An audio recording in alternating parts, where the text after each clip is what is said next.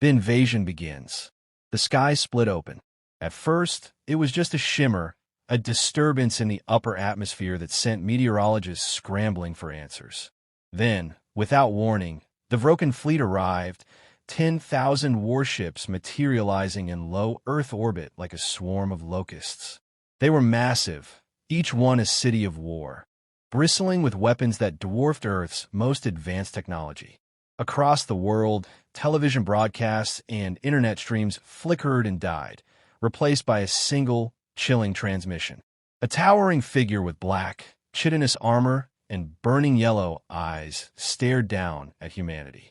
High Warlord Kravax, Supreme Commander of the Vrokan Dominion, spoke in a guttural, rasping voice. Earthlings, your fate is sealed. You are weak. Your kind will kneel, or you will burn. The message cut out. Then the first orbital strikes began. The fall of Earth's defenses. Within minutes, chaos erupted. Explosions bloomed over the Atlantic Ocean as the U.S. Space Command's orbital defense platforms, few in number but powerful, fired their first shots. Railgun slugs, traveling at hypersonic speeds, punched through the hulls of the smaller Vrokan ships, sending debris tumbling into the ocean. But the Vrokans barely noticed. From orbit, they returned fire. Blue lances of plasma tore through Earth's defenses. Military satellites disintegrated. The International Space Station was obliterated. Earth's last remaining spacefaring vessels, unprepared, underarmed, were wiped out in seconds. Still, humanity fought back. Across the world, fighter jets screamed into the sky, launching surface-to-space missiles at the descending enemy. Stealth bombers, equipped with the latest railgun technology, attempted high-altitude strikes. But the Vrokans were ready. Their drop ships emerged from the mother fleet, sleek, insectoid craft that rained fire upon the cities below as they descended. Tokyo, London, and Washington, D.C. were among the first to be targeted. Skyscrapers crumbled, highways melted, and millions perished in the opening salvo. A war unlike any other. Inside NORAD's underground command center, General Thomas Caldwell watched the world collapse in real time. Satellite feeds displayed burning cities, military installations under siege, and desperate broadcasts from civilians trapped in the onslaught. Jesus Christ, one officer muttered. Caldwell turned to the president, who sat grim-faced, hands clasped on the table. The question hung in the air. Do we surrender? The answer came from the battlefield. Even as Earth's armies were battered, they adapted. In Paris, the French Foreign Legion set explosive traps in the streets, turning the city into a death maze for the Vrokan ground forces. In Russia, T-14 tanks and hypersonic drones ambushed enemy supply lines, cutting off their reinforcements. And in the United States, the Pentagon activated cyberwarfare units, deploying AI viruses to disrupt enemy targeting systems. It wasn't enough to win, but it was enough to make the Vrokans bleed. The first victory. As night fell, humanity struck back in an unexpected way. In a classified research base beneath the Rocky Mountains, a team of engineers had been working on reverse engineering alien technology recovered years ago from a suspected UFO crash. The project had been theoretical until now. With brute force hacking, they gained access to the networking protocols of a captured Vrokan drone. Within hours, they developed a virus capable of disrupting the enemy's command structure. The virus was uploaded via a stolen Vrokan transmission beacon. The effect was immediate. Hundreds of enemy war machines went dark. In New York, Vrokan walkers, towering machines of destruction, suddenly collapsed, leaving human resistance fighters to storm the battlefield and reclaim lost ground. In Brazil, an entire Vrokan battalion was wiped out when their own targeting systems malfunctioned, causing them to fire upon each other. The Vrokans were not used to resistance like this. The war had just begun. High Warlord Kravax watched in silence from his flagship. The casualties were unexpected. Humanity had no business fighting back the way they did. His kind had conquered hundreds of worlds, broken species far more advanced. And yet, Earth refused to fall. Kravax clenched his claws. No more games. No more mercy. If humanity wanted to suffer, then so be it. He turned to his second-in-command. Deploy the ground forces. Burn the cities. If they wish to fight, then we will grind them into dust. As thousands of Vrokan dropships descended upon the last strongholds of resistance, humanity faced an impossible choice: fight or perish. But as the Vrokans would soon learn, humans never give up. The war of attrition. The fall of cities.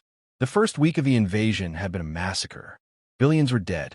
Cities lay in ruins, their streets littered with the charred remains of buildings and the bodies of those caught in the orbital bombardments.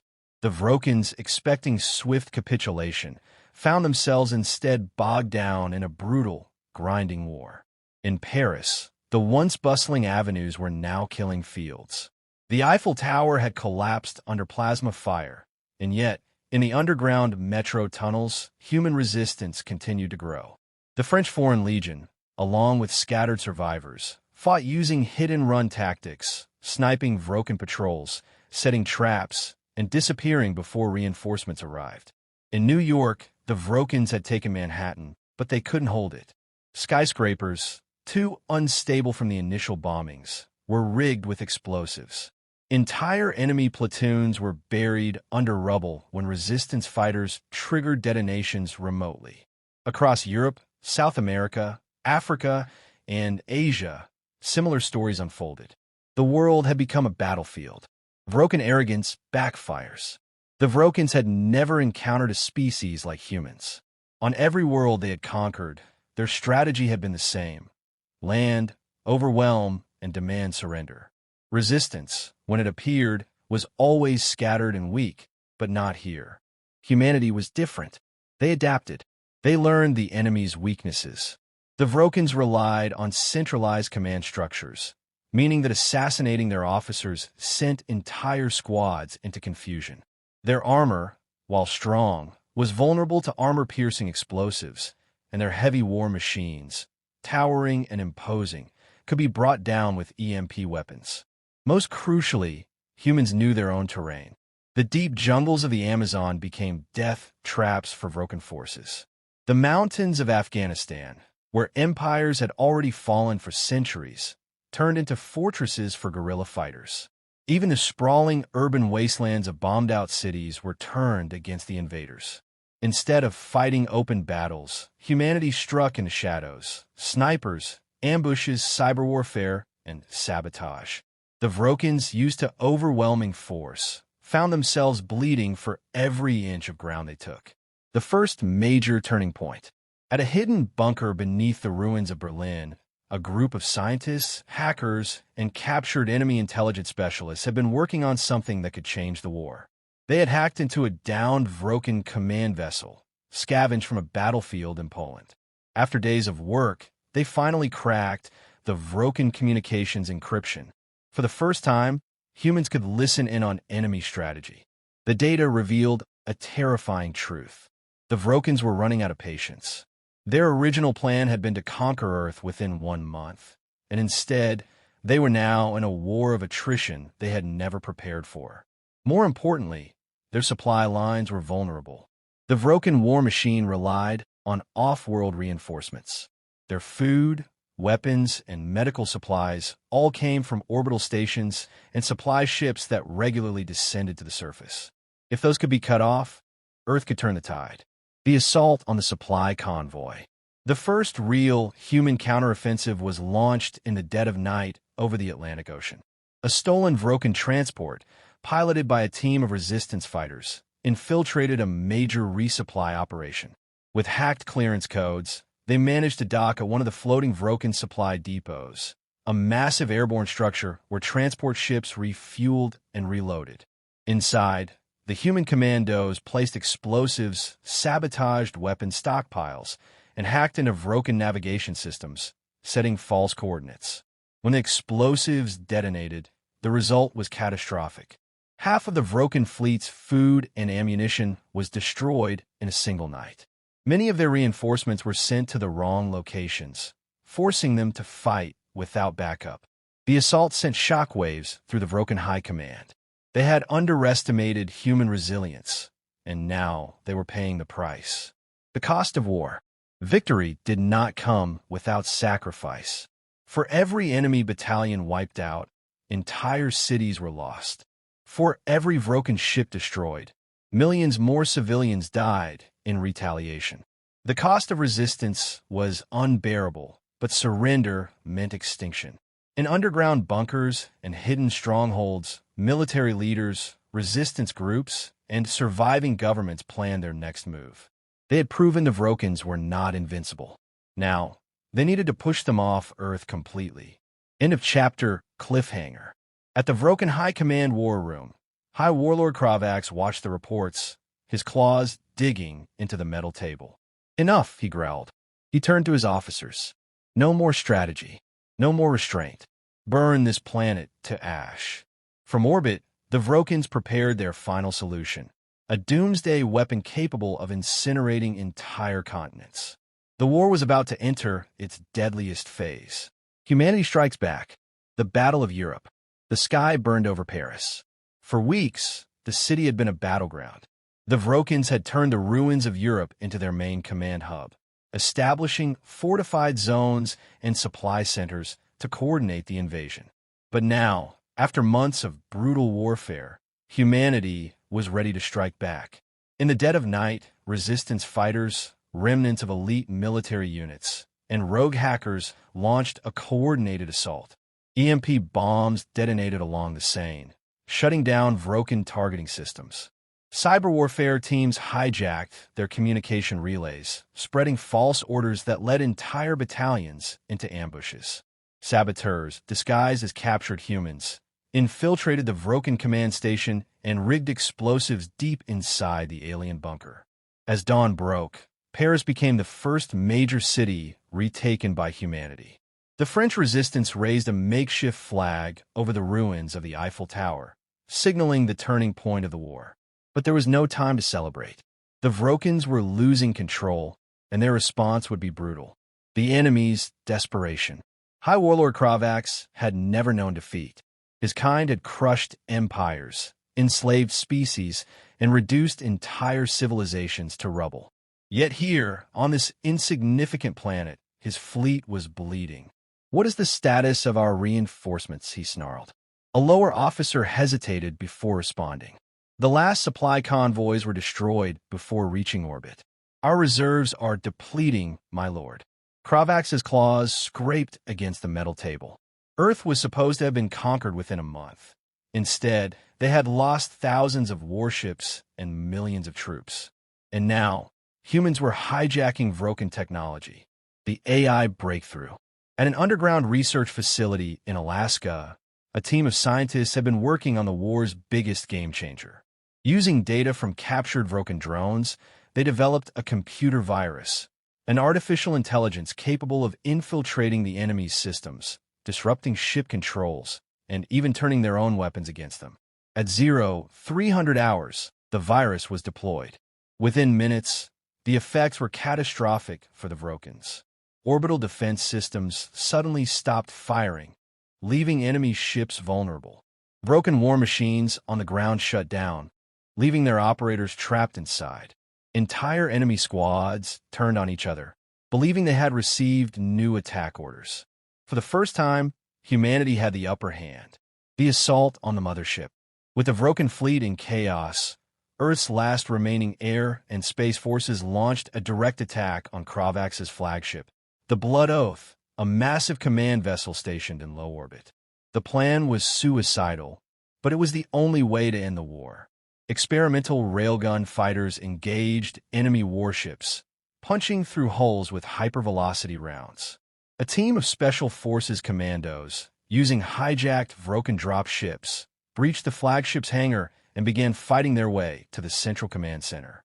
The AI virus, still active, sent fake signals to Kravax's reinforcements, leading them away from the battle. Inside the Blood Oath, Kravax finally realized the truth: they had lost. The final order. In a last act of vengeance, Kravax issued a final, desperate command. Activate the planet killer weapon. If we cannot have this world, then no one will. Deep within the fleet, a colossal weapon, a continent-destroying plasma cannon, began charging. If it fired, Earth would be reduced to a smoldering wasteland. The countdown began. 5 minutes until planetary destruction. On board the Blood Oath, human forces fought their way to the control center, racing against time. Bullets and plasma fire tore through corridors as the commandos pushed forward. At the heart of the ship, Kravax stood waiting, ready to fight to the death.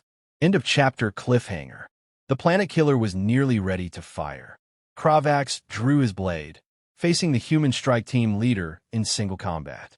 "Come, little human," he snarled. "Let's see if your species truly deserves to exist." The final battle for Earth had begun. The last stand. The final battle in orbit. The Blood Oath, the largest and most powerful Vrokan warship, trembled under the assault. Explosions rocked its hull as human forces fought their way to the control center, determined to stop the planet killer weapon before it could fire. Inside the ship's bridge, High Warlord Kravax stood waiting. The alien warlord had spent his life crushing civilizations, but now he faced an enemy unlike any he had encountered before. Across from him stood Captain Elias Carter, leader of Earth's elite strike team. His armor was scorched, his side bleeding from a glancing plasma shot, but he refused to back down. This was humanity's last chance. The countdown continued. 3 minutes until planetary destruction. Kravax drew his bladed war staff, its edges glowing with blue plasma. Carter raised his stolen Vrokan rifle, but Kravax was faster. The warlord lunged, swinging his weapon in a deadly arc Carter barely dodged, the blade slashing through his shoulder armor. He staggered back, pain flaring through his body. "Your species was doomed from the moment we arrived," Kravax snarled. "You should have surrendered." Carter gritted his teeth. "You don't know humans very well." The betrayal. Outside, the battle in orbit reached its peak. Earth's last remaining fighter squadrons, reinforced by hijacked alien warships, swarmed the Vrokan fleet. Railguns and missile strikes tore through enemy ships, and the hacked AI virus continued wreaking havoc, turning Vrokan targeting systems against their own allies. And then, something unexpected happened. A Vrokan officer, Commander Zalroth, sent a message to the human fleet. "I refuse to die for Kravax's failure. I will tell you how to stop the weapon." Human leaders hesitated. Could they trust him? But time was running out. With no other option, they accepted his help. Zalroth transmitted the override codes for the planet killer weapon. But there was a problem. Someone still had to manually shut it down from the Blood Oath's core. The death of Kravax. Back on the Blood Oath, Carter and Kravax clashed in brutal hand-to-hand combat. Carter dodged another strike, barely managing to grab a fallen plasma blade from a dead Vrokan soldier. Kravax was stronger, faster, and far more experienced. Every blow sent Carter reeling. His armor cracked, his strength fading. The countdown reached 1 minute. Kravax raised his war staff for a final strike, but Carter dropped low, dodging at the last second. With everything he had left, he plunged the plasma blade straight into Kravax's chest. The warlord's eyes widened in shock. He allowed a ragged breath, then collapsed to his knees. "You should not have one," Kravax whispered, blood pooling around him. Carter staggered to the control panel, entering Zalroth's override codes. The countdown stopped at 5 seconds. The planet killer weapon shut down. Earth was saved. The Vrokans retreat. With Kravax dead and their flagship disabled, the remaining Vrokan forces fell into disarray. Many tried to escape, but human forces, now reinforced by defectors like Zalroth, pursued them mercilessly. The once invincible invasion fleet was shattered. Some ships fled into deep space. Others were captured or destroyed. But for the first time in their history, the Vrokans had lost a war. Aftermath. It changed humanity. The war was over. But Earth would never be the same. The billions lost could never be replaced. Entire cities had been wiped from existence. The scars of battle ran deep, not just in the land, but in the hearts of those who had survived. And yet, humanity had won. They had taken Vrokan technology, captured their ships, and even turned some of their own people against them. Humanity was no longer just defending itself. Now, they were preparing for something greater. As the sun rose over a ruined Earth, world leaders met in a secret council. The message was clear. They came to conquer us. They failed. Now, we take the fight to the stars. Epilogue. A warning to the galaxy. The few surviving Vrokan warships limped back to their empire, carrying a tale no one would believe. The Dominion had assumed humans were weak. Instead, they had fought like demons, adapted at an impossible rate, and turned their own weapons against them. As the Vrokan Emperor listened to the reports, he felt something unfamiliar. Fear. And across Earth, as humanity rebuilt, one thought burned in their minds. This was just the beginning.